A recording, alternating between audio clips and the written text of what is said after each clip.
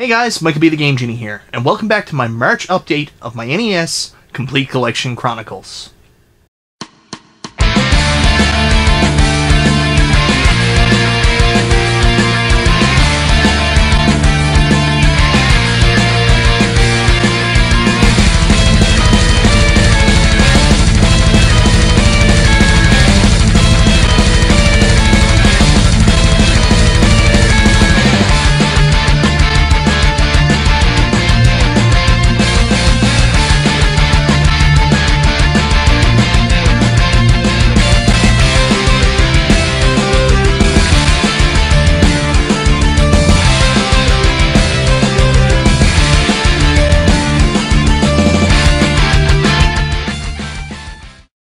Hello everybody, thank you very much for tuning in and joining me on my journey to collect a complete NES collection. On top of just tuning in, I want to say thank you so much to all the people that have been reaching out to me recently and offering to send me games. I know it's a nightmare and really expensive to send stuff here to Canada, but even if you can't send it, I really just appreciate the fact that you guys reached out and were offering to do that.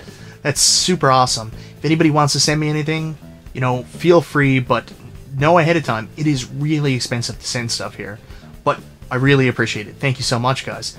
Speaking of which, I received a package recently from one of my very good friends here on YouTube. Actually, you've heard me talk about him a couple times before, Matt, aka McFly3077, and he sent me an amazing package with some great games, including Wampum a little while ago. Well, apparently his generosity knows no boundaries, and he actually sent me another package with another couple fun games. Well, not really fun games, but games I needed nonetheless. First up is actually a really cool pinball game I'm really impressed with, called Pinball Quest. You know what? I actually really like Pinball Quest. It reminds me a lot of the great TurboGrafx-16 pinball games, Alien Crush and Devil's Crush, except it doesn't have the same aesthetic look, but it does have a very cool look. The only thing I don't really like about the game, I've only played this kind of 50s bowling pop style so far, but when you switch from the upper side of the pinball machine board to the lower side, you actually have to move the paddles up and down to match which side the ball's on, and I found myself in the very early stages forgetting to move the paddles back down and having no chance to actually drop the ball. The other thing too is the left paddle, you actually control that by pressing the directional button left and right, and the same mechanic up and down is used to move the paddles up and down. So a lot of times you may try to basically just use your left paddle and you'll end up popping your paddles up to the next board, which causes the ball to go down, which is a real pain in the butt. So that's a little frustrating. Other than that, really fun game. He also sent me a really cool strategy RPG for the NES that I didn't have yet. In fact, I don't have any of these games on the NES yet, so this is my first one. Ultima Exodus. What's the best way I can explain Ultima Exodus? It's, to me, a very early version of great strategy RPGs like Shining Force on the Sega Genesis. It has the exact same mechanic, the battles are structured the same way. I know a lot of people aren't going to know Shining Force, so let me dumb it down for you a bit. It's a lot like Final Fantasy Tactics. So, for the people who are familiar with that style of game, this is a NES equivalent, and you know what? It's actually not that bad. Matt also sent along a letter, basically just a message. Let me tell you what he said. Mike, hope this package reaches you all the way up there in Canada. Just a few games, nothing spectacular. Hope it helps. Stay thirsty, my friend. Matt, aka McFly3077. Thank you so much, Matt. It is greatly appreciated. You don't need to do that, and I appreciate just meeting you and talking to you on YouTube, but this really helps. Thank you so much, man. Guys, everybody, do me a personal favor and go check Matt out. Matt is really into video games, and he's a super nice guy, and he'd be a great guy to connect with here on YouTube. And the next two games that I picked up this time around for my NES collection came from a local group page here. Just a guy, another fellow collector that was selling off some games, and he actually had some pretty rare games for the NES that he was selling at good prices, but there's a reason for that, which you'll see in the first little bit. First up is a copy of a game that was made synonymous through the Angry Video Game Nerd, Master Chew and the Drunkard U. Well, what can I say about Master Chew and the Drunkard U? It is one of the weirdest games I think I've ever played in my entire life. It's a side-scrolling platformer that has a puzzle element that you have to connect so many yin-yang symbols, before you can move on to the boss fight. Your attacks are just ridiculous, and you've really got to level any enemy to really take it out. And yeah, that's all I'm really going to say about it. That it's not a terrible game, but it's not really good. Probably my biggest complaint, it's one of the games that doesn't use the A or B button to jump. You actually have to use the directional up button, which is very frustrating. And I don't know if you can see it here, but there's actually a little bit of cartridge damage there. It looks like there's a little bit of a burn on the cartridge, and it's a little bit melted, like someone took like a cigarette lighter, heated it up, and just pressed it to the plastic. So I'm not really too worried about it. I'm more concerned about my actual licensed NES carts than I am my Color Dream and unlicensed carts. I really am only collecting them to play too, so not that big a deal to me. And next up is another extremely hard to find uncommon game that I'm really excited to have, but there is a problem with it again from the exact same lot. And that is Adventures of Lolo 3. With a significant amount of label damage, but at the same time, Adventures of Lolo 3, so far for me, has been one of the absolute hardest games to find. I've looked it up online, and I don't know what American eBay prices are like, but Canadian eBay prices listed over, you know, $30, $40, $50 all the time, and really, I don't want to pay that much for another Adventures of Lolo game. I love them, but I really don't want to pay $50 just to play it. So when I saw this lot come up and it was a good price, I decided to pick it up. It's a really fun puzzle game. Anybody who's played Adventures of Lolo 1 or 2, you know you're getting more of the same, but this is a more refined version, and it looks really good. Next up are games I actually purchased at retail. One of our big retro game shops around here is Games Exchange. It's the big retail store. It's been here for years. Used to be a Microplay. Now they went on their own. It's not Games Exchange like you hear on the Game Chasers, because they actually spell it a little bit differently. So I'm not really going to go into detail what I think happened there, but we call it Games Exchange. Anyways, they got a massive, like, dream lot of Nintendo games in. We're talking almost 500 games came into the shop. A collector brought them in, and, you know, I always amazed when a guy sells them at retail, but he was looking to move them quickly, and if you are looking to get rid of your collection extremely quickly, expect to take less money, and you're going to have to go to a supplier like a retail merchant. Anyways, he dropped off this massive lot of 400, 500 games, and it just so happened to be one of the days that I was actually off taking a personal day. I saw the ad go up locally on our Facebook page, and I was there in an instant. Sure, I missed out on some great games, but I had a lot of them, and I really got lucky because I got to knock a ton of games off my collection that I've been looking for an extremely long time, and the people there are very good. For a retail place, they're fair with the prices, and they're willing to deal with you if you're a good customer and you understand how retail works. First up is an LGN game that's not so good, but I'm excited to have it nonetheless. Terminator 2. Yeah, what can I say about Terminator 2? It is, it's one of the ones that's actually been on the Angry Video Game Nerd that probably is just as bad as he makes it out to be. I really got a lot of problem with it. I mean, you're playing as the Terminator, and you're fighting normal humans, and seriously, the normal humans are tougher than you are. Like, I get a boss fight or something like that, but, like, your general enemies, and they're everywhere, constantly everywhere, take, like, 100 hits to knock down. It's very, very frustrating. I don't think this is a game I'm going to put a lot of time into, but it is what it is, and I'm excited to finally have it, because both this and the original Terminator never come up. I never see them.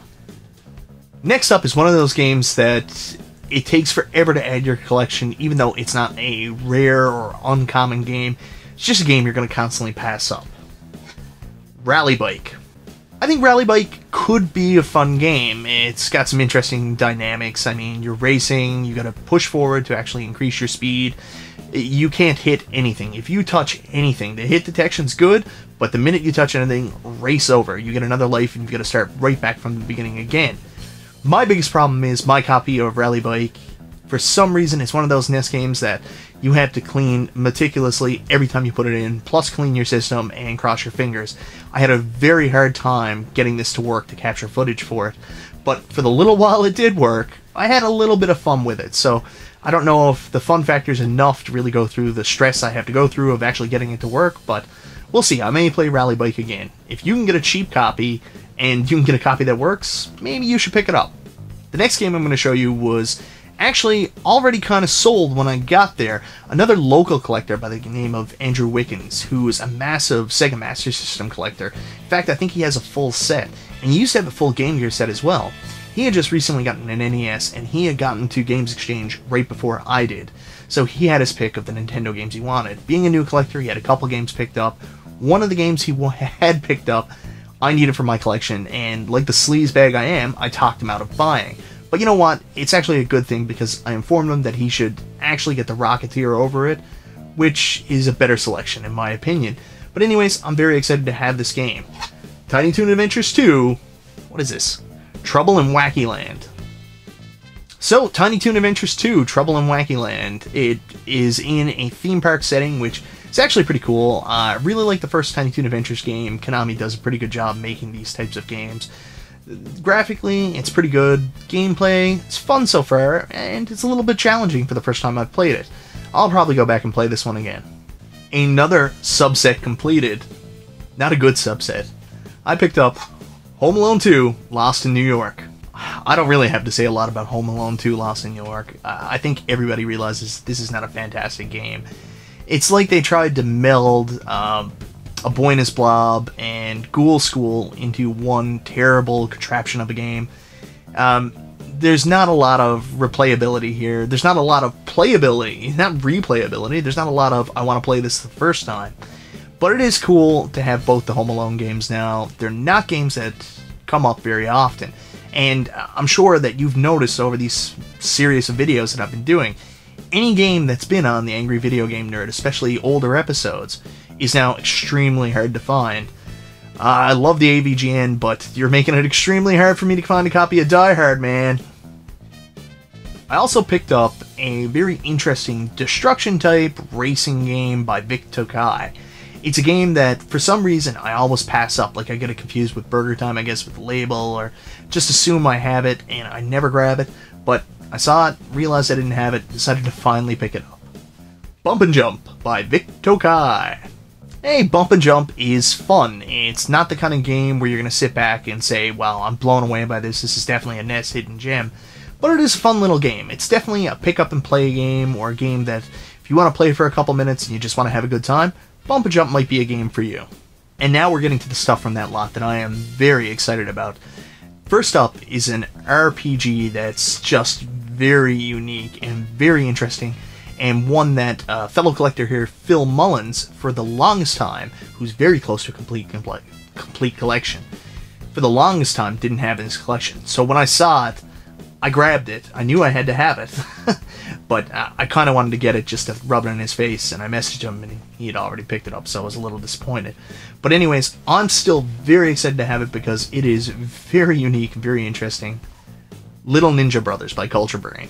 Yeah, this is an RPG, except the very unique thing about this is when you enter a battle, instead of your typical JRPG format of a turn-based combat system, it actually opens up to a screen kind of like Legend of Zelda 2, The Adventures of Link, where basically you roam around the screen, except it's top-down, and you have to fend off the enemies within that sub-screen. So, very similar to the idea behind Link, Zelda 2, but it's still got more of an RPG element. It still feels like Dragon Warrior, where you go to the towns, and the world is called Chinatown, which is kind of offensive, actually, but anyways, Little Ninja Brothers. I'm excited to play this a lot more. One really irritating thing, though, is it doesn't have a battery save system, so playing an RPG with a password system, I don't think that's going to be a lot of fun. Next up, the completion of another subset, and a subset that has been a top priority of mine to finish ever since I've started collecting for the NES. I got the original Batman Sunsoft game, and I was blown away by it. That game was incredible. I couldn't believe that this was a game I passed up when I was younger. But of course, there's two other releases on the NES. One I knew about, and one I actually didn't know there was a NES version. The first one is actually one of my very favorite Super Nintendo games of all time, and I was told that this was actually one of the NES equivalents. Well, I finally picked up Batman Returns on the NES. Well, first up, I will tell you that this is not Batman Returns on the Super Nintendo. I'm not saying it's a bad game, but anybody who could compare it to that, no, this is a very, very poor version of that game. But at the same time, it has the uniqueness of being kind of like a 16-bit beat 'em up on the NES. Kind of like I would kind of classify it more like a Golden Axe or something along those lines, like an early 16-bit beat 'em up. That's the feel you kind of get for it with the Batman Returns storyline. Overall, not a terrible game, but definitely don't compare it to the Super Nintendo version. And last but not least, you already know what it is because I told you I completed this subset, is a game that ever since I was a kid, I was fascinated by. I think it has one of the coolest box arts I ever seen. I remember being in WWF like magazine covers. I remember being in comic books when I was younger. I was always fascinated with the idea that basically the Joker found some way of coming back after his death in the original Batman movie. And just the creepiness and awesome cover sealed it. Also, I had passed up this game so many times. Anybody who's been watching it knows that the price has risen astronomically over the last little while. I remember this was like a $15 game when I started eBaying it, and I never jumped on it. And it's gotten all the way up to $40, $45 on eBay.ca. Anyways, without further ado, Batman, Return of the Joker. Tell me that's not a cool cover. Well, Batman Return of the Joker, it's the Sunsoft follow-up to the original Batman. And you know what? It's not as good a game. It's a completely different game. Instead of your straightforward punching and kicking with a small character, kind of Ninja Gaiden-esque, this time you play as a larger character and your attacks are all weapon-based, which is kind of disappointing. And at first I thought it was a game I wasn't going to like, but to tell you the truth, I actually really like the dynamic of the shooting, and it gets a little bit better as it goes on, especially when you learn how to play. A little later on, you play in this very interesting type stage where you're actually flying on some kind of personal jetpack, and it becomes a side-scrolling shooter, which is very interesting for a Batman game. Overall, it's a really interesting game. Is it a great game? I don't know if I classify it as that, but it's actually a really good game, and one I'm happy to finally have in my collection. Alright guys, for those of you who've been following along at home, that's 12 new games. Last time I had 567, which brings me to 579 NES games. I want to say thank you so much to everybody that's been following along, watching me do this. It's been almost 2 years now. When I started out, I was just at around 200 games. Now I'm almost at 600. I've almost added 400 games to my collection in that period, and I hope you've enjoyed the journey. Thank you very much for watching, everybody. This is Michael B. the Game Genie, and I'll talk to you next time.